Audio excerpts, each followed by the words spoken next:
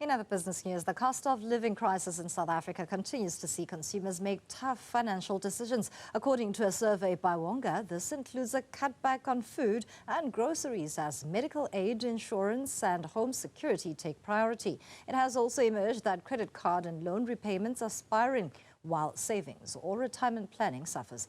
Marketing head at Wonga, James Williams, discusses this with us. Thank you so much for your time, James, and a good evening to you. What picture is the survey painting? It's not the first to reveal such findings, but is the situation worsening?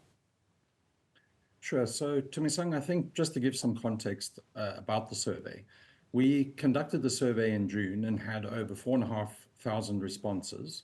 And those responses came from all 9 provinces, with the majority of people responding from Gauteng, followed by the Western Cape and then KwaZulu-Natal.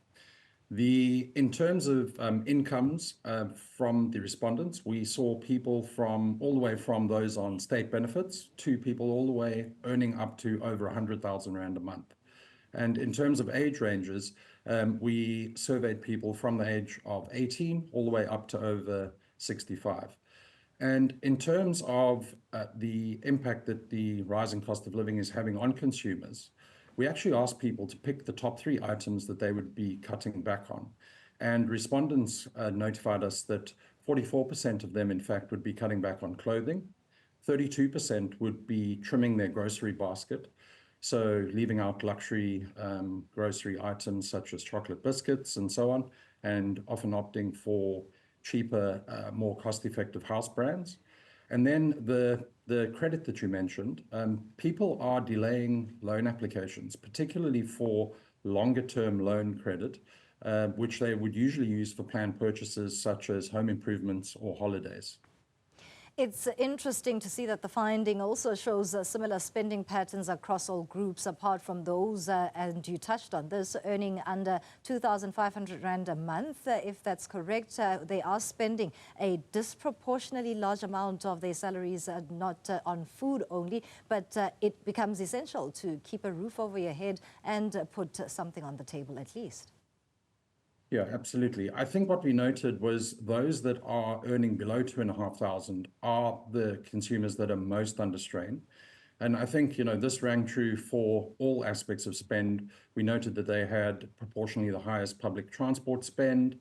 And of course, sort of their rent and bond repayments were by far higher than those in higher income bands. I think overall, just to give you sort of some context as to what the most expensive items in people's survey responses were, and this is not only in the 2,500 Rand income band, but across all responses, we noted that rent and bond repayments came in taking up 24% of people's take-home income, followed by loan repayments at 19%, and for those that had it, medical aid at 13%, and then in 4th spot was food and groceries, taking up 11% of people's take-home salary. As a parting shot, though, is there a glimmer of hope that the economic position will improve as the dynamics slowly change? Absolutely. So I think there is definitely a silver lining on the horizon. So along with the recent fuel price cuts, all numbers indicate a slowdown in inflation, which is creeping closer and closer to the Reserve Bank's target sort of midpoint of 4.5%. And that means that food prices will start to stabilize. And we should also see repo rates coming through in the next couple of months, which will definitely have a positive impact on consumer pockets. Thank you so much for your input. James Williams is with Wonga, talking us through the latest survey that highlights the position of the South African consumer under distress.